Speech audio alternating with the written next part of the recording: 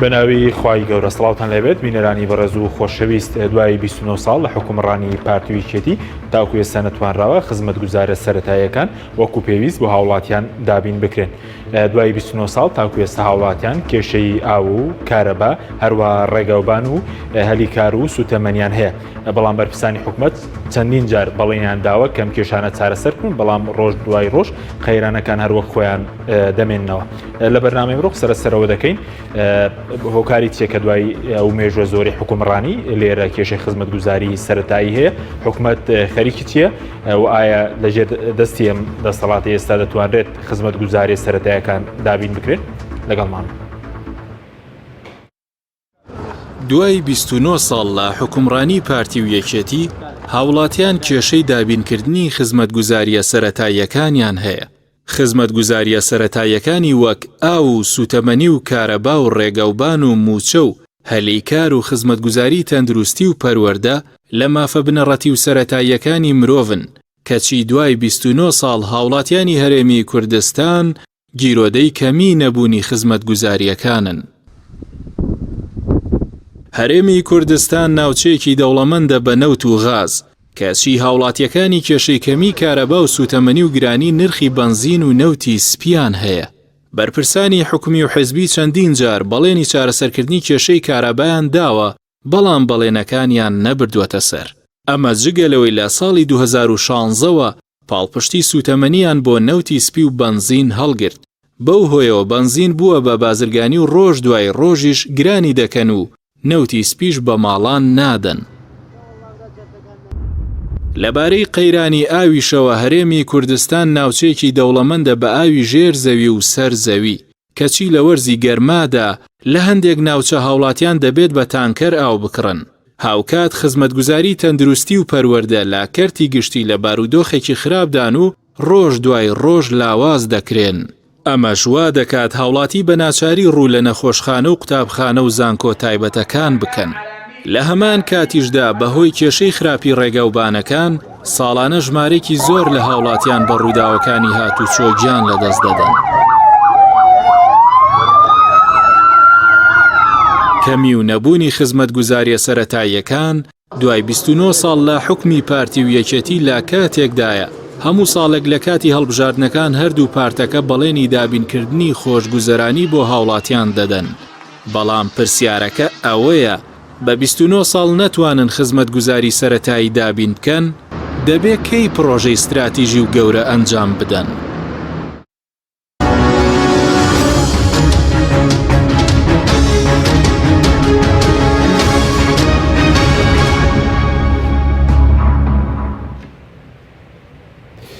جارێکتر سڵاوتان لەبێت بینەرانی بەڕێز بە قسەکرد لە سەرپرسە میواندارێک لە بەڕێزان دکتۆر حیلمی ڕەسوڵ ڕەزا مامۆستای زانکۆ لە ستۆدیۆی سەرەکی وا لە هەولێرەوە قومریە بەرزنجی ئەندامی سەرکردایەتی کۆمەڵی دادگەری کوردستانمان کردو. سوپاسی ئامادەبوونتان دەکەین کاک دکتۆرێک لە بەڕێستانەوە دەست پێ بکەین بەرلەوەی کە بچینە سەر مەسەلەی کێشەی خزمەتگوزارە سەرەتاییەکان لە کوردستان لەوە دەست پێ بکەین. حکومەت چییە و ئەرکەکانی حکومەت چین لە کوردستان؟ حکومەت ئەرکەکانی خۆی جێبەجێ کردووە؟ سپاس بۆ ئێوە بۆ بینەرانی پێیان هیوادارم وەکو هەر بەرنامەیەکی تر تەبعاً ناوێنین دەردەدڵ لە بەرەوەی جۆ ناگیرێت. بەرنامەی زۆر لەسەرم بابەتە کراوە. حکوومەت بریتە لە پەیمانێکی کۆمەڵایەتیە تەبعاً لە نێوان هاوڵاتی و لە نێوان کۆمەڵێک نوخبە کە وڵات بەڕێوە دەبن دەبەسترێت هاوڵاتیەکان لە ماف و لەوانەی خۆیان بڵێ لە ئەرکەکانی ئەرک دەبەخشتنە نوخبەیەک بۆ ئەوەی کاروبارەکانیان بۆ بەڕێوەبەرێ. کاروبارەکانی دنیای و دینیە و دابەشیان کردووە لە نێوان خۆیاندا و لە ناو دنیایەکاندا بریتە لە خزمەتگوزاریە سەرەتاییەکان. خزمەتگوزاریە سەرەتاییەکانیش کە ئەوەی کە مرۆڤ ڕۆژانە پێویستی پێێتی. باش بەس لە کوردستان بەمانە ڕاستەقینەکەی حکومەتمان هەیە ئێستا بەمانە لە کوردستان ئەوەی کە بەناوی حکوومەتە ئێمە پەیکەرێکمان هەیە پێڵەن حکوومەت، سەرۆکی ئەنجومەنی وەزیرانمان هەیە، سەرۆکی هەرێممان هەیە و دامەزراوەیەکی تەشریعیشمان هەیە و دادگامان هەیە و دەسەڵاتی چوارەمیش هەر چوارەن بوونیان هەیە وەکو وجود. بەڵام حاڵی خەڵکی هەرێمی کوردستان دەبینین ڕۆژ لە دوای ڕۆژ بەرەو باشتربوون ناڕوا بەڵکو بەرەو خراپبوونە ڕۆ. ئەمەش کۆمەڵێک هۆکاری هەیە. باشە هۆکارەکان باس بکەین یان بەڵێ بەس سەبارەت بە حکوومەت وەکو حکوومەت هەیە لە کوردستان بەمانە ڕاستەقینێکی بۆ نمونە ئێستا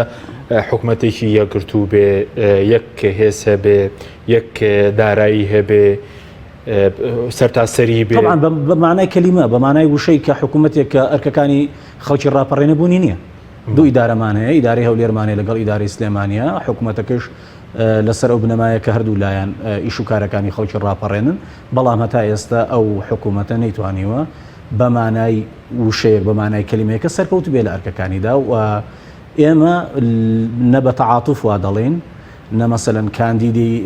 هەستی خەڵکی بجوڵێنین هەستی هەم ئاینی و هەم نەتەوەیەکەی و هەم ئەوەی کە بمانەوێت شتێکمان دەستکەوێت وەکو کەسێکی زانستی ئێمە قسە دەکەین کاتێکە قسەمان کرد دەبینین مقارنەیەک دەکەین بە ئەو شوێنانەی کە ناوی حکوومەتە و بە هەرێمی کوردستان کە وەک جەنابەت فەرمووت تەمەنی وا گەیشتە 29 ساڵ بەمانە ئەوەیشی کە میزانی هەبێ کاتە لە 2023 تا ئێستا کاتە 18 ساڵ کە خاوەنی میزانی خۆیەتی هەرچەندە لە هەندێک کادا تووشی گرفت و تەگەرە بووە و تووشی شەڕ بووە و تووشی چۆن ئەڵێ حەساری اقتصادی بووە لەلایەن بەغداش و لەلایەن کۆمەڵگەی نێودەوڵەتیشەوە بەڵام وەکو خۆمان وەکو تاچی کورد وەکو کوردستانی وەکو حکوومەتی کوردی کە ئەڵێن حکوومەتی کوردی یەک ئەمە دوو مستەڵەحەیە زۆر لە ڕاگەیاندنەکانە تانە لە کورد دەدرێ گوایە کورد نەیتوانێت حکومڕانی خۆی بکە لە ماوەی 29 ساڵەدا بەلایەنی کەمەوە دەبێت ئەو کەسانی کە ئەکادیمینیان وژدانیان هەیە سەیری ئەوە بکەن کە کورد بە درێژایی مێژوو حکومڕانی کردووە و لە حکومڕانەکانیشە و سەدان ساڵی خایانووە هەم لە مێژووی کۆن هەم لە مێژووی ئیسلامیدا و میرنشینەکان و هەم لە مێژووی هاوچەرخیشدا ئێمە بای خۆمان حکوومەتمانەوە بۆ زۆربەی سەرکەوتوو بوون و پلانی دەرەکی توانیوێتی لە ناوی بەرێکە ئەوش کۆمەڵی هۆکاری مێژووی بەڵام ئەوەی لە باشووری خۆمان بەڕاستی ئەگەر ئێمە قسە بکەین بەرپرسی یەکەم دوو حزبی سەرەکی و لەم دوایدا کە بۆ سێم حزب کە بەناوی گۆڕانکاری و بەناوی ئەو شتانەوە چوونە حکوومەتەوە ئەوانیش ئێستا دەبینی کە دەستەمەوە بوون و پارسەنجان بۆ ئەوانە ڕاجی کردو کە حکومڕانی هەرێمی کوردستانەکان بەڵام کورد لێرەدا وەکو حکومڕان بە ناوی کوردەوە کورد فەشەلی نهێناوە دوو حزبەکە فەشەلیان هێناوە لە بەڕێوە بردننی کاروبارەکانی خەڵکی هەرێمی کوردستاندا مقارنەتەن و دەبینین کە ئەنجامەکەیشت بینی و ڕۆژانە چی ڕووەدا ساڵانە چی ڕووەدا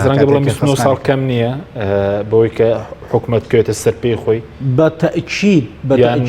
زۆرە بەتەئکید ینی ئەماڵێن کە ماوەکە ماوەیەکی کەم نییە و ماوەیە کە دەکرا زۆر شت بکرێ دەکرا پێویستمان بە ئاو نەبێ دەکرا پێویستمان بە کارەبانە بێ لەبەرەوەی ئێمە بەڕاستی کوردستان خاوەن سەرچاوی مرۆیی و سروشتێکی زۆر لە ڕادە بەدەرە و زیادە بە پێی ئەو داتایانەی کە خەڵکی خاوەن وجدانی خەنە ڕووە بە پێی پسپۆڕان ئەو درامەتەی هەمانە زیاد لە پێویستی خۆمانە بەڵام کاتێک کە نەبووتە مای خۆشگوزەرانی سەرەڕای هەوڵە دەرەکیە هەرێمایەتیەکان بۆ لەباربردننی ئەم ئەزمونەی کە ئێمە هەمانە خۆشمان وەکو خۆشمان لە نێواندا دووکەوانە دوو حزبەکە مقەسر بوون لەوەی کە پلانی درێژخایەنیان هەبێت بۆ ڕوبەڕووبوونەوەی ئەزمەکان چ ئەزمەی سروشتیە و چ ئەزمەی مرۆیە کە ڕوبەڕوومانە بێتەوە ئەزمەی سروشتی لەوانێ بوو مەلەرزەیەک ڕووبا ئێستا ئێمە نەتوانین نەخۆشخانەکان و چۆن ئەڵێ بەرەو ئاراستە بردننی کەرتی تایبەت و نامۆبوونی کەرتی حکومی لەلایەن خەڵکی و خەڵکی لێقەومانی خەڵکی ێژار چونکە مەسەلەیەکە ئەڵێ ئەگەر کاتێک کە تۆ دەردەکە لە خۆت نەبوو حکایەتەکان هەمووی سەهلن ئەوانەی کە باسی خزمەت گوزاریەکانمان کرد ئەوانەی کە لە ناو پرۆژەی زەخمان لە ناو پرۆژەی گەورەیان و مانگانە توانای ئەویانەیە پارەی خۆیان بن بەیانیان کە زبڵ لە بەردەرگاکەیان نییە و کارەباکەشان نابڕێەوە ئاویشان هەیە زۆر جیاوازە لە گەڕێکێکی هەژار نشینی قەزا و ناحیەکان کە بە سەرشانی بتوانن ئاو بێنن کە بتوانن یعنی جیاوازەکە گەلێ زۆرە لە نێوانیاندا دەگەڕێم وڵات دواترسە جیاوازەکانیش قسە دەکەین قومەری خان سوپاس بۆ ئامادەبوونی بەڕێزشت دەمەوێت سەرنجی بەڕێزش بزانم لەسەر ئەوەی کە هۆکاری چییە بڵێن 29 زیاتر لە 29 ساڵە ئێمە لە هەرێمی کوردستان کێشەی کەمی خزمەت گوزاری سەرەتایەکانمانە حکومەت نەیتوانێت و خزمەت گوزارانی کە سەرەتایین و بۆ مرۆڤ پێویستن دابین بکرێن. بەڵێ بەناوی خۆی گەورە میهرەبان دەستخۆشیتان لێ دەکەم لێرەوە سڵاو و ڕێزم هەیە بۆ بینەرانی کەناڵی ئاسمانی پەیام. ئەوە شتێکی ڕوون و ئاشکرایە کە کاتێک هاوڵاتی ئەتوانێت بەهرەمەند بێت لە خزمەت گوزاریەکانی و لەو مافانەی کە هەیەی لە هەر وڵاتێکە کە ئەو وڵاتە لە ڕاستیە خاوەنی حکمێکی ڕەشید بێت، واتە حکمێک بێت کە بتوانێت ئەو ئەرکەی کە پێی سپێراوە لە بەڕێوەبردننی سەرچاوە مرۆییەکان و لە بەڕێوەبردننی سەرچاوە ئابوووریەکان سەرکەوتوو بێت. بەڵام بەداخەوە دوای ئەو هەموو نەهامەتیەی کە باشووری کوردستان بەسەریا هات و ڕاپەڕینی کردووە پاشان بە ئەزمموی هەڵبژاردندا تێپەڕی و ئەمەلی هەبوو کە ئیتر لەژێر سایە و سێبەری دەسەڵاتی کوردیە هەناسەیەکی ئاسوودە هەڵکێشێت. بەداخەوە دوای 29 ساڵ حکومڕانی تا ئێستش هەناسە بۆ ئەوە هەڵەکێشین کە ئەو خەڵکە ئەو جەماوەرە تا ئێستش لە خزمەت گوزاریە زۆر سەرەتاییەکانیش بێ بەشە. کەواتە ئەم 29 ساڵە ئەم 29 ساڵی حکومداری و حکومڕانیە و 23 ساڵ لەسەرەوە دەسەڵاتی کوردی ئەوەی بەڕاستی ئیسبات کرد، ئەوەی خستە ڕوو کە بەداخەوە نەیتوانی ئەو ئەزمونێکی وابێت کە کوردستانیان دڵیان پێی خۆش بێت، چونکە لەو وڵاتەدا مافی مرۆڤ بە هەموو شێوازێک پێشێ دەکرێت، مافی هاوڵاتی بوون پێشێ دەکرێت و سەروەری یاسامان نییە، دادپەروەری و یەکسانی کۆمەڵایەتیمان نییە. ئەمەش بۆ ئەوە گەڕێتەوە کە ئەو حکومڕانیە نەیتوانیوە زۆر بەباشی سەرچاوە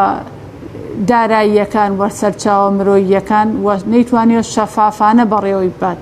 کە هۆکارەکەشی کە لەسەر زمانی هەمومانە وای لێ هاتووە لەوانەیە لە مناڵێکی شەر بزانێت بڵێ ئەگەر گەندەڵی نەبوایە، ئەگەر شەفافیت هەبوایە، ئەگەر بەباشی وڵات بەڕێوە بچوایە، ئێمە ئەوەندە خاوەنی سەرچاوی سروشتین کە ئەمانتوانی نەک مافی سەرەتایی زۆر مافی تریش بەدەست بهێنین. بەڵام بەهۆی نەبوونی پلان و استراتیجیەتی بەڕاستی زانستی لە بەڕێوەبردننی وڵات و لە بەڕێوەبردننی سەرچاوە مرۆی و ئابوووریەکان بەداخەوە ئێستا کە لە ساڵی 2021 داین هاوڵاتیانی ئێمە بە دەست کێشەی هەژاری نەبوونی و پاشان جیاوازی زۆری چینایەتیەوە ئەناڵێنن. هاوڵاتیانی ئێمە بێبەشن لە مافە سەرەتاییەکانی خۆیان. هاوڵاتیانی ئێمە مافی ئەرک و ماندووبوونەکانیان بە پێی پێویست پێ نادرێت، هەر ڕۆژی بە ناوێکەوە ئەو مافە پێشێ دەکرێت، مافی فەرمانبەران و موچە خۆران و مامۆستایان. کەواتە ئەمە هەموو ئەمانە گەڕێتەوە بۆ ئەوەی بۆ نەبوونی پلان، بۆ نەبوونی استراتیجیەت، بۆ دەرکەوتنی ڕۆژ بە ڕۆژ و ساڵ بە ساڵی زیاتری ناکۆکیەکانی دەسەڵاتداران کە نەیانتوانیوە خۆیان یەکخەن و ئەوەی کە پێڵێن توانە مادیەکان سەرچاوە هەمووی بێتەوە سەر یەک سەرچاوە بۆ ئەوەی لە لایەن دەسەڵاتێکی دادوەر و دادپەروەرەوە ئیشراف بکرێت. دکتۆر باسی لەوە کرد کە لە ڕاستیە ئێستاش تا ئێستا بە هەیکەل یا بەناو ئێمە حکوم و حکومڕانیمان هەیە لە وڵاتان حیزبەکان تا ئەو کاتە بڵین تەدەخول لە کاروباری وڵاتە ئەکەن تا هەڵبژاردن نەکرێت و تشکیلی حکوومەت و پەرلەمانەکرێ بەڵام لای ئێمە هەموو شتێک چۆتە ژێر هەیمەنەی حیزب و بەتایبەت حیزبە دەسەڵاتدارەکان هەیمەنەیان کردو بەسەر سەرجەم سێکتەر و جومگەکانی حکومڕانی لە کوردستانە واتە ئێمە حکومێکمان نییە بە ناوی حکوومەت واتە ئێمە شتێک ئەوەی کە ئێستا وڵات بەڕێوە دەبات دوو حیزبی دەسەڵاتدارن کە دەستیان گرتووە بەسەر سەرجەم سەرچاوە ئابوووریەکانە و ئەو سێکتەرەیان وە قۆرەخ کردووە کە تەنها ئەو کەسانەی کە بە ئاوازی ئەوان ئەخوێنن ئەتوانن سوودمەند بن لەو سەرچاوە ئابوووریانە هاوڵاتیانی تریش ئەبێت بەهۆی ئەم جیاوازیە چینایەتەوە ئەو تەدەخولە زیاد لە حەدەی حیزبەوە بەڕاستی بێبەزن لە مافەت سەرەتایەکانی خۆیان. بەڵێ سوپاس دەکەین سوپاس دەکەین دوایی قسە لەسەرەوەش دەکەین بڵین هەموو پێوەری حکومڕانێکی شکست خوارد و لە حکوومەتی هەرێمدا بەدیەکە دەگەڕێ وڵات کاک دکتۆر سەبارەت بەوەی کە قومەری خان باسی کرد ئەوەی کە ئێستا ئێمە بڵین موچەمان نەبێ کێشەی موچەمان هەبێ کێشەی ئاوە بنزینە کارەبایە ڕێگە و بانە هەروە مافی خوێندن و خزمەتگوزاری تەندروستی ئەوانە کە هەمویان کێشیان تێدایە پێ دوایە بەهۆی گەندەڵیەوە یاخود کێشەی کەمی داهاتمان هەبووە بەهۆی گەندەڵی پێ دوایە نەبوونی دەوڵەتمەدار و سەرکردەیە ئەوەی کێسێمەتیە کاچ خۆم ئەمەوەیەک جیاوازیەک بچووک لەگەڵ یەک گشت پرسیەکەم لایەکە بە ساڵی 21 کراوە ئەم ساڵ کراوە دەربارەی جۆرێتی حکوومەت ئێمە دەربارەی زۆری جۆرێتی حکوومەتمانەیە ئایا ئەم حکوومەتی ئێمە هەمانە حکوومەتی کەفاءاتە یان حکوومەتی حزبی و لە ناو حزبیشە حکوومەتی خزمێنەیە باشە بە هەموو پێوەرەکان لە دوای 2023 و ڕوخانی ڕژێمی سەدام حوسێنەوە دێمە سەر پرسیارەکە تەمان بەرەمەوە پێشەشیەک 95 کورد شیعە سونە پێیان وا بۆ ئەو حکوومەتی کە دادەمەزرێت لە عێراقا لە پاشان ئێمە ژۆک بەشێک لە عێراق کە چوین بەشداریمان کرد بە هەموو هێز و توانەمانە و دەستور و بەڵێ و هەموو شتێکمان بۆ کرد لەگەڵ حکوومەتی عێراقدا پێیان وا بوو کە ئەم حکوومەتی کە دروست دەبێت جێگای ڕەزامەندی خەڵکی عێراق دەبێت بە گشتی وە کوردستان بە تایبەتی ئەمە لە ساڵی 2023 بەڵام ئێستا لە 175 بەسەرەوە بە کورد بە شیعە بە سونە و لە بەرزترین پێگەی دەوڵەت کە سەرۆکایەتی کۆماری عێراقە دانیان بەوە داناوە لە دوای 2023 تا 2021 ئەو حکومڕانیە ئەو نخبە سیاسی کە وڵات بەڕێوە دەبن فەشەلیان هێناوە لە بەڕێوەبردننی ئەم وڵاتەدا کوردستانی ژۆک بەشێک لەوە باش جیاوازێکی بچووکمان هەیە ئەو خزمەتگوزاری و ئەو ئارامی کە لەم هەرێمەدا دروست بووە جیاوازیکی هەیە لەوەی کە لە ناوەڕاست و لە باشووری عێراقدا دەگوزارێت جیاوازێکە ئەوەیە کە جۆرێک لە ئارامی هەیە و جۆرێک لە پاک و تەمیزی و هینمان هەیە ئەمە ئەگە مقارنەیکەین بەڵام ئەگە بینەوە لای خۆمان بینەوە لە کوردستانە طبعا یعنی وتمان 175 کوردیش بەسەرەوە باش هەردووکیان گاڵتەیان ئێستا بە هەستی نەتەوایەتی جوڵاندنی هەستی نەتەوایەتی چونکە ئێستا من و تۆ لێرە دانیشتوینە ئەڵین خزمەتگوزاری نێوانەی خەڵک ئاوی نییە ڕەنگە من و تۆ هەمان بێ ئەڵین خەڵک ئاوی نییە یەکسەر مەسەلەی کورد دێننە پێشەوە مەسەلەی ڕموز دێننە پێشەوە گوایە کە تۆ دژی دروستبوونی کیانی کوردیت نازانێت کە تۆ ئەگەر تۆ خزمەتگوزاریەکەم دیتم ژۆ قسێ ناکەم بەڵام کا قسەم کرد چۆنەڵی جنێومان بە سەید ڕیز نەدا وەک زمانی حزبی بەعز کە ئەگەر بیان وستایە تۆمەتێ بۆی هەڵبەستن ئەی جنێوی بە سەدام حوسێن داوە ئەم جیاوازیانەمانێ 175 کوردیش ئێستا بەپێی ئەو هینەی کە لە بەردەستمانەوە تەرجەمەم کردووە لەیکی لە ماڵپەڕەکاندا بەزیوە کە ئێستا درەنگ بوو نەمتوانینەکە بێنم فەشەلی هێناوە ئەومان بەڵام بە ناوخۆی هەرێمی کوردستان وتمان ئەم دێنەوە سەری ئایا حکوومەتی کەفاءات بۆ لە دوای 2023ەوە ئایا هەر دوسێ شەخص لەسەر پەیکەری حکومڕانیەکە نەبوون مەوەستن لە کوردستان بەڵێ لە کوردستانە کەواتە حکوومەتی کەفاءات حکوومەتی کەفاءاتی لە 2023 تا 2021 دو ساڵ بوو نامەوێ ناوی بێنم و خەڵکی کوردستان هەموو ێزانێ باش بەس خۆ 2005 حکوومەتیەکی گرتەوە بەڵێ یەکی گرتەوە من ئەڵێم کەفاءات لە ساڵی 2009 بۆ 2011 هەوڵدرا ئەو داهات و ئەو کەفاءەتەی هەیە ئەو درامەتە سروشتیەمان هەیە دەربارەی درامەتی سروشتیش ئایا حەزبەکانی کوردستان بە تایبەتیەکێتی و پارتی درامەتی سروشتی نەوت و گاز کە ئەوەی هەمانە هەتا ئێستا ئایا بە مڵکێک تێگەیشتونە کە برە و بەم خاکە بدەن یان بەوە تێگەیشتونە کە ئەمە مڵکی بنەماڵەیە بنەماڵە حەزبە لەناو حزبەکانیشە بیری فلانکەس و فلانکەسە بە هەمان شێوە دەواازە سنووریەکانیش لە هەردوو لا بە هەمان شێوە هەتا شۆڕەبێتەوە بۆ ئەوەی کە شەریک بوون لەگەڵ عارەبانێکی لە فەفرۆشدا ئەمانە پێیان وایە کۆمەڵی خەڵک مڵکی ئەوانە کاتێک کە باوکی ئەو پێشمەرگە بۆ باوکی من نەبوو ماڵێت لە نەوەتویەکەەوە پێگەیشتومە خۆمە ناسن یاتە کوڕی من و باوکم چۆن کرێکاری ئەوان بوو بەردەستی ئەوان بوو پێی وایە دەبێ منیش لە بەردەستی ئەوان بم مناڵەکەی منیش دەبێت لە بەردەستی ئەوان بێ لەبەر ئەوان خەباتیان کردووە لەبەرچی لەبەر ئەوەی ئەوان هینیان هەیە هینی شاخیان هەیە شەرعێتی شۆڕژێڕیان هەیە بۆیە تێنەگەیشتنی حکومڕانان بە تایبەتی یەکێتی و پارتی دەربارەی سامانی سروشتیە لە کوردستانە کە دۆزرایەوە کە بووە مای مەینەتێکی زۆر هەندێک ئەڵێن نەخێر ئەوەی کەوا ئەڵێ خیانەتەکە بەڵکو بووە نیعمەت طبعا بۆ نوخبەیەکی سیاسی بچوو کە لە حکوومەتی یۆنانیدا لە کۆندا دەناسرا بە ئۆلیگارشی بە کوردی واتە کەمینەیەک کە پێی وایە خانەدانە پێی وایە شۆڕژێڕە پێی وایە لە ناو فەلسەفەی مێژوودا پێی دەگوترێت چۆن ئاریایی مافی حکومڕانی هەیە بەسەر ئەوەکانی تردا چۆن پێ مەسەلەی میتانیمانەیە کەلیمەیەکە واتە ئەسب سوار واتە مافی ئەوەی هەیە کە تۆ بەڕێوە بەرێ لێت خوڕێ لێخوڕینی تەشبیات نەبیانی بە کەناڵەکە و بە بینەران و بە بیسەرانمان بەتەماتە ئەو تۆ بەرێتە ڕێوە جۆرێکی بردنە ڕێ ئەوەشەوە پێی وایە تۆ عەبدێکی مەئموری ژێردەسی ئەوی کاتێکە لە باست لە بچووکترین خزمەت گوزاریەکان کرد تۆ عاسی بووی عاسی بوونیش بە پێی قانونی ئەوان خیانەتکردنە لەم کیانە تێڕوانی هەیە وەکو کۆی لە سەیری خوارە و هاوڵاتی بکرێ من سەیری هینکە من لە سێکتەری خوێندنی باڵایە باشە ماوەی 21 ساڵ تقریبا ماوەی 19 ساڵە بڵێ لە 2001ەوە لەوێن لە 2001ەوە و ئاگامان وەکو چاودێریش ئاگامان لە شوێنەکانی ترە یعنی ئەگەر بتەوێ مەسەلەن بەکەفا ئەوانەی کە هینێکی تر ماڵوێرانیکی تر کە ئەم حکومڕانی مەسەلەی لێ هاتوو کەفاءاتەکە کە ئەڵێتەوە بە CV ئەبیتە بەرپرسی شوێنێک خاوەن کەفاءات و پیاوە بە عزت و بە نەفسەکان لە ڕوویان نایە CV تەقدیمکەن لەبەرەوەی دەزانن گاڵتەیان پێ دەکەن لە مقابلەکەیە ئەڵێن سەردانی فڵان کەسە کردووە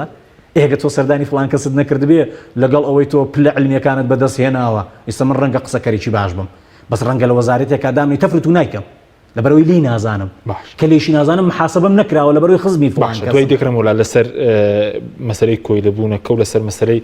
حکوومەتی حیزب و خزمی شەرق قسە دەکەین دەکرم وڵات کاکتۆر قومەری خان سەبارەت بەوەی کە سەبارەت بە حکوومەتێکی شکست خواردوو بۆ نمونە ئێمە لێرە هەموو پێوەرەکان هەیە بۆ نمونە نەتوانینی خزمەت گوزاری بێ دابین نەکردنی ئاسایش بۆ نمونە بۆ سنوورەکان بێ یاخود بڵێن ئەوەی کە ئێستا ئێمە لە دەستدانی خاک بێ هەروە کێشەی شەرعیەت بێ ئەوانەمان هەیە هەمووی لە کوردستان بەڵێ وەک ئاماچتان پێکرد ئێمە ئێستا بەداخەوە لە کوردستان سنوورەکانمان پارێزراو نییە واتە سەروەری خاک بە هیچ شێوەیەک پارێزراو نییە وەکە بینین لەلایەن دەوڵەتانی دراوسێەوە زۆر بە ئاسانی بڵین هێرشەکرێتە سەر خاکی کوردستان و ئەوەی کە بەڕاستی شەهیدە بن زۆربەی هاوڵاتیانی سڤیلن کە ئەمە بەڕاستی جێی نیگەرانیە پاشان ئێمە بەڕاستی وەک گوتمان هێزی بڵین سەربازی حکومیمان نییە بەڵکو ملیشیامان هەیە کە ملیشیاکانیش سەر بە حیزبەکان و لە ناو حیزبەکانیشە سەر بە دەسەڵاتدارەکان و کەسایەتیەکانن ئەمە خۆی بەڕاستی گەورەترین گرفت وە گرفتێکی زۆر سەرەکیە لە هەرێمی کوردستان پاشان ئێمە داهاتی حکوومەت ئەوە تا حکوومەت قەرزارە بەڵام حیزبەکان و لە ناو حیزبەکانیشە بەرپرسەکان سەرمایەدارن و بوونەتە بازرگانی گەورەی وڵاتان و بێجگە ئەوەی کە لە کوردستان خاکێکی زۆریان داگیر کردووە بۆ خۆیان و کەسوکار و بنەماڵەیان ئەوە تا سەروەت و سامان و ڤێلاکانیان دەرەوەی کوردستان و جەزیرەکانیشی گرتووەتەوە بۆیە ئێمە ئێستا خاوەنی حکوومەتێکی هەژارین چونکە ئەو حکوومەتە ئیتر لەوانێ کۆمەڵێ هۆکاری لە پشتە ئێستا وای لێ هاتووە خۆی خاوەنی هیچ نییە و سێکتەرە سەرەکیەکانی بەڕاستی لەژێر هەیمەنەی حیزبەکان و لەژێر هەیمەنەی دەسەڵاتدارانی حیزبەکانان و ئەو خەڵکە بە هیچ شێوەیەک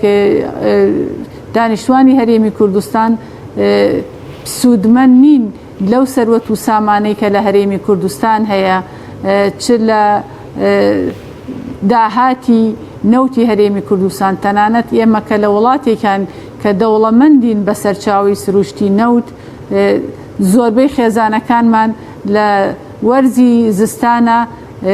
نەوتیان نییە بۆ گەرمکردنەوەی خۆیان و ماڵ و مناڵیان ئەوە تا بینین ساڵانە چەندین کارەساتی ئاگرکەوتنەوە ڕوو ئەدات بەهۆی کێشەی کارەبا و شۆرتی کارەباوە کارەبامان بە پێی پێویست نییە لە وەرزی هاویندا لەبەرەوەی پلان و بەرنامە و استراتیجێتێک نییە بۆ ئەوەی کە بەڕاستی سوود لە سەرچاوە سروشتی و سەرچاوەکانی ئاوەربگیرێ ئەوە تا زۆربەی ناوچەکانی هەرێمی کوردستان بە تایبەت پایتەختی هەرێمی کوردستان و لە زۆر ناوچەی پایتەختە بە مانگ خەڵکی ئاوی پێنەگەیشتووە کە سەرەکیترین پێداویستی ژیانی مرۆڤە بە تایبەت لە وەرزی هاوینە کەواتە هەموو ئەمانە وە کۆمەڵێشتی تریش ئەوەمان پێ دەڵێ کە زۆر بەجددی ئەو حکوومەت و دەسەڵاتە لەژێر بەرپرسیارەتی و لەژێر پرسیارایە و پێویستە بەڕاستی دام و دەستگا شەرعیەکانی بێنە سەرخەت کە ئەوانیش بەهۆی دیسان دەسەڵاتی حیزبەوە بەڕاستی لاواز کراون و تەنانەت زۆر ناشرین کراون لە بەرچاوی جەماوەر بۆیە بە پێی پێویست ناتوانن بە ئەرک و بەرپرسیارەتی خۆیان هەڵسن کاتێک کە لە شوێنێک لە سنوورێک لە حکومداریەکە تۆ دەسەڵاتی یاسادانان و دەسەڵاتی تەشریعی لاواز بوو ئەتوانی چی بۆ دەسەڵاتە بڵێ و کە دەسەڵاتی تەشریعی بە هیچ شێوەیەک توانای لێپرسینەوەی لە حکوومەتەکەی نەبوو حکوومەت ئەوەی کە خۆی ئارەزوێتی ئەیکات بۆیە بە هیچ شێوەیەک ئەوەی کە ئێستا هەیە ئەو حکوومەت و دەسەڵات و حکومداریە لە خزمەتی چینێکی تایبەتی کۆمەڵگەدایە کە لە خۆیانەوە نزیکن نەگەوەی بنەمای سەرەکی هاوڵاتی بوون و بنەمای سەرەکی دادپەروەری و بنەمای سەرەکی یەکسانی بە هیچ شێوەیەک پێڕاو ناکرێت. باشە بەس سەبارەت بۆی کە پێدابەی شێوێک ئاسایی نیە بۆ نمونە لە هەرێمی کوردستان بۆ ناوچەیەکی دەوڵەمەند بێ بە ئاوی ژێرزەوی و سەرزەوی بەڵام بۆ نمونە کێشەی ئاو هەبێ لە هەولێر هەیە لە سنووری سلێمانیە لە بۆ نمونە لە چەمچەماڵ هەیە یاخود بڵێن کێشەی ئێستا بەنزینمان هەبێ دەوڵەمەندی بەنەوت و غاز بەنزین گران بکرێ نەوتی سپی نەدرێ بە هاوڵاتی لە وەرزی زستانە ئەمانە ئاسایی نین پێ دوایە کە ئێستا ڕوودەدەن؟ نەخێر ئاسایی نییە ینی لە ڕاستیە کاتێک تۆ لە نیشتیمانێکای کاتێک کە هاوڵاتی هەستی بە ئاسوودەیی دەرونی نەکرد من ئەوەی کە ئەی بینین بەڕاستی زۆرێک لە هاوڵاتیان تووشی کێشە و قەیرانی دەرونی بوون ئێمە لە وڵاتێکین ئێستا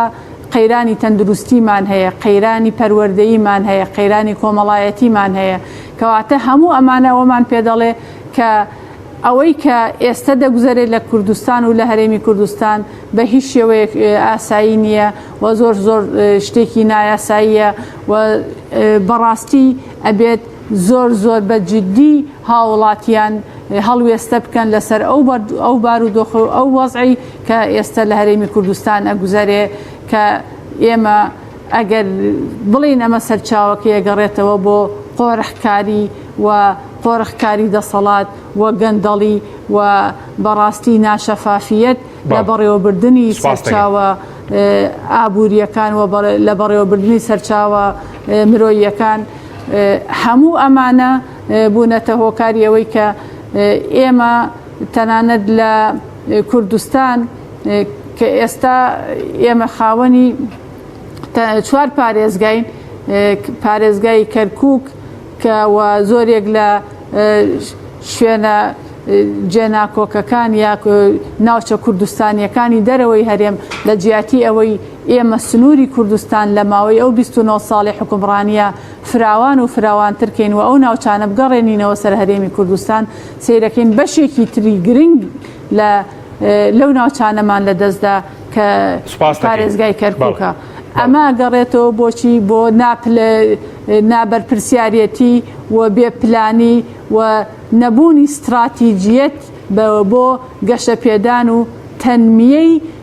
مرۆیی و تەنمیەی سەرچاوە ئابوووریەکان و تەنمیەی سیاسی لە هەرێمی کوردستان. سوپاس دەکەم بەڵە بینەرانی بەڕێز ناوبڕێکی کورت و دەگرێن وڵاتان لەگەڵ ماڵبمێنەوە. تۆپ ئارت تاکە بریکاری تۆڕی میدیایی کۆمەڵ بۆ بەرهەمهێنان و بڵاوکردنەوەی ڕێکلام.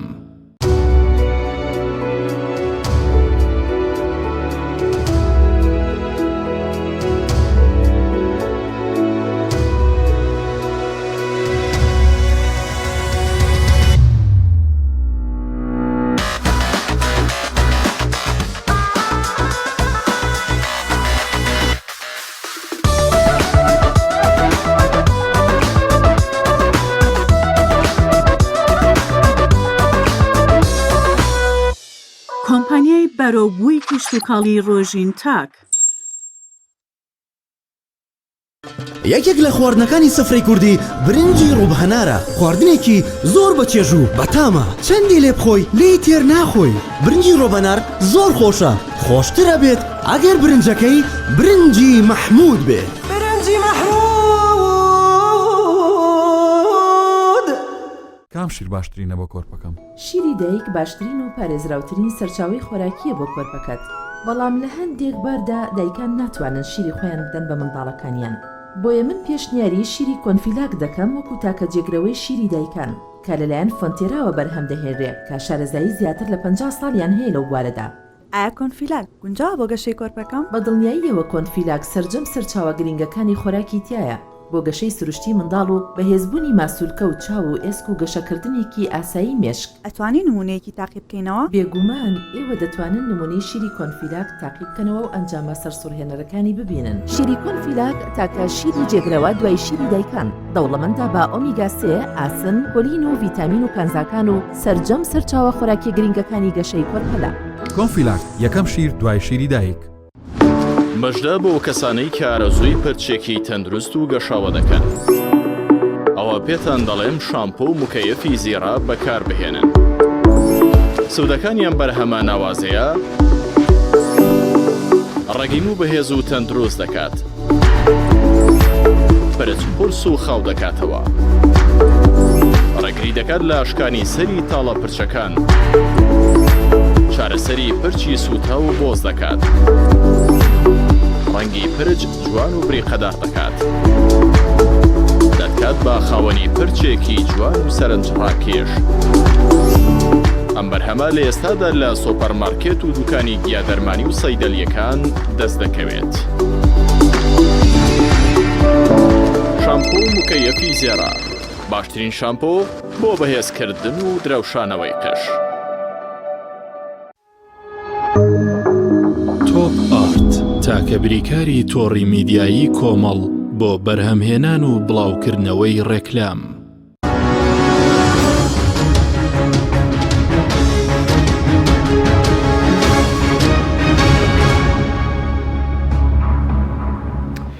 جارێکتر سڵاوتان لەبێت بینەرانی بەڕێز. کاکتۆر پێش ناوبڕەکە لەگەڵ بەڕێز باسی ئەوەت کرد کە ئێمە لە کوردستانە حکوومەتی کەفاعەتمان نییە، ئەوەی کە حکوومەتی خزمێنێ بە بۆچوونی بەڕێزت بە سەبارەت بۆش کە ئەم تێڕوانی هەیە کە لە ئاتی سەرەوەکو کۆیلە سەیری هاوڵاتی کوردستان بکرێ. ئەمڕۆ یەکێک لە نووسەرە قەڵەم جوانەکانی سلێمانی شتێکی زۆر جوانی نووسی بوو دەربارەی سیاستکردن لە کوردستان. هەردوو حزبەکە ئەوانەی حکوومەتیان بەدەستەوەی دۆشاویان تێکەڵ کردووە. دۆشاو چۆن تێکەڵەکرێ؟ سیاست و بازرگاریکردن بەیەکەوە نابێ قەت. ئەوان دۆشاوەکان تێکەڵیان کردووە، ئایزە کوردەڵێ دۆشاوی تێکەڵ کردووە. ئەو شتێ زۆر سەرنجی ڕاکێشە. سیاستکردن واتە بەشێکی پەیکەربەندەکەی و بەڕێوەبردننی وڵاتە بەو شێوە تەندروستی کە لە هەموو جیهانە هەیە خاوەن سەروەتی خاوەن خەڵکی مرۆیت خاوەن دام و دەستگایت خاوەن بینایت ئیلە ئاخری هیچت نقصان نییە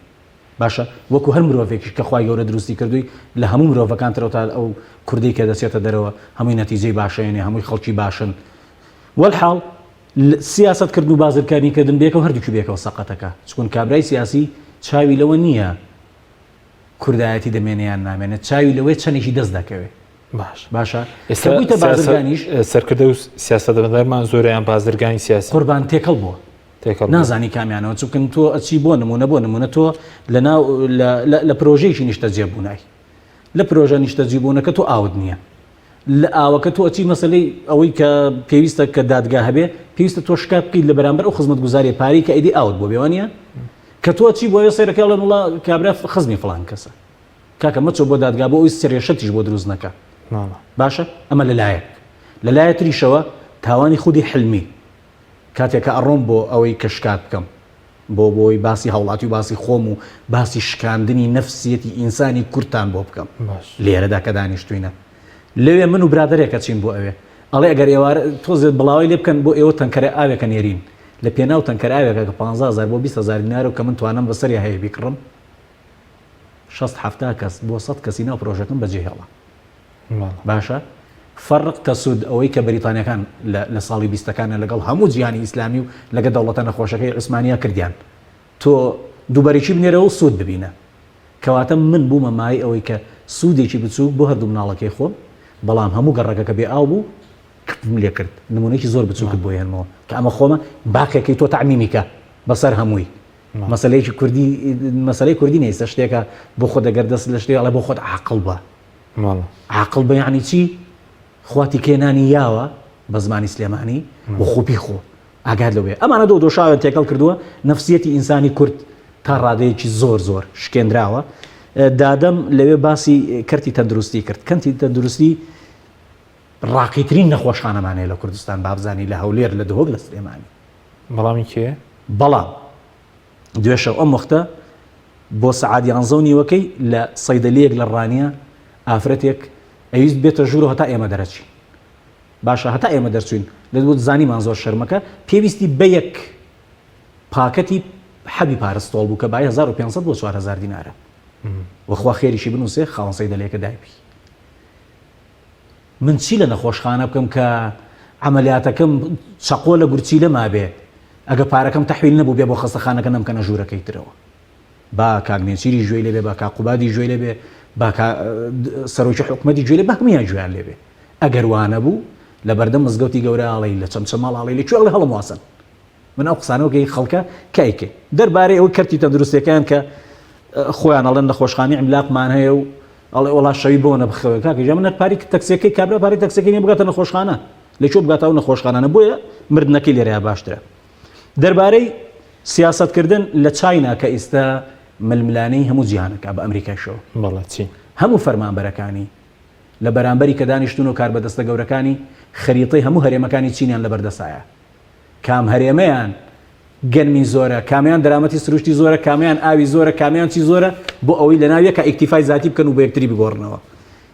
چی کەسێکمان لەم حکومەتی هەرێمەیە لەسەر ئەو ئەساسەدا دراوە کە شارەزا بێ لەکوێ درامە لەکوێ هەنار هەیە لەکوێ تەماتە هەیە لەکوێ چەڵتوک و برنج هەیە لەکوێ گەنمی زۆرەیە تا گرنگی پێ بدە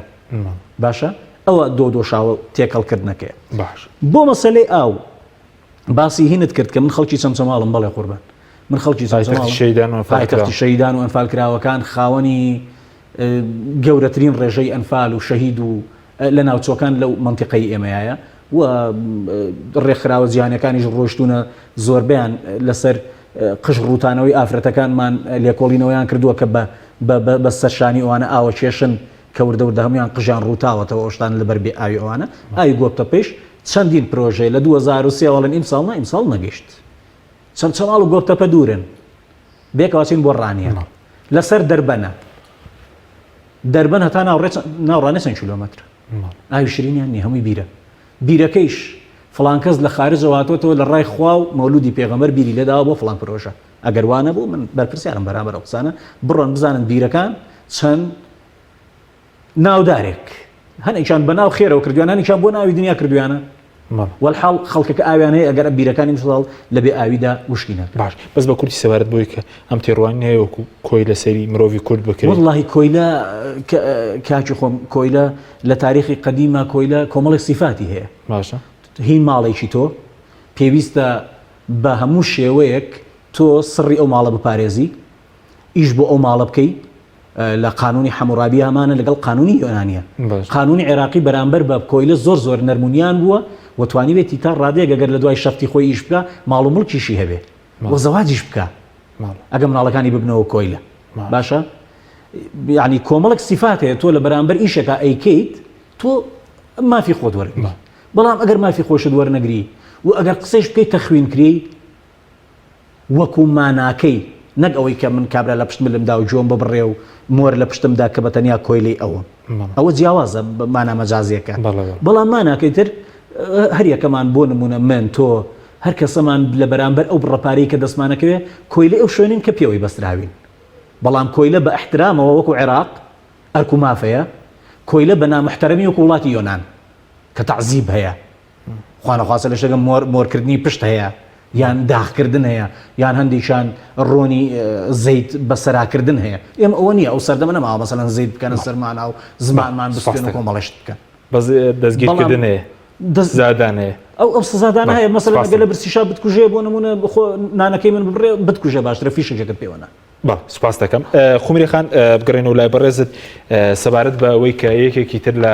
مەسلەی مافی سەرەتایی مرۆڤ بوونی هێلیکارە بۆچی لە کوردستان هێلیکاری پێویست نییە یاخود بە تایبەتی بۆ گەنجەکان ئێستا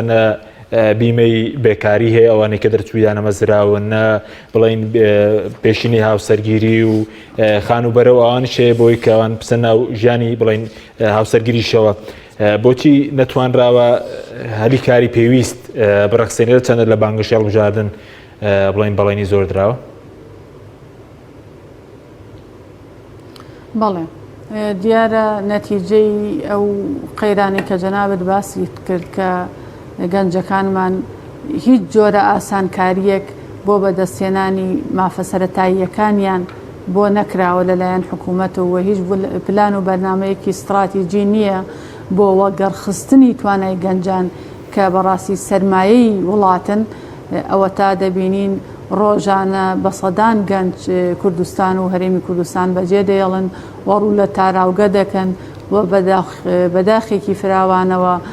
تەرمەکانیان ئەگەڕێتەوە بۆ باوەشی خێزانەکانیان کە ئەمە گەورەترین کارەسات و گەورەترین قەیرانە کە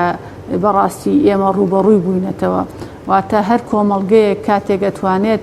گەشە بکات و بەرەو پێش بچێت و لەسەر پێی خۆی بوەستێت کە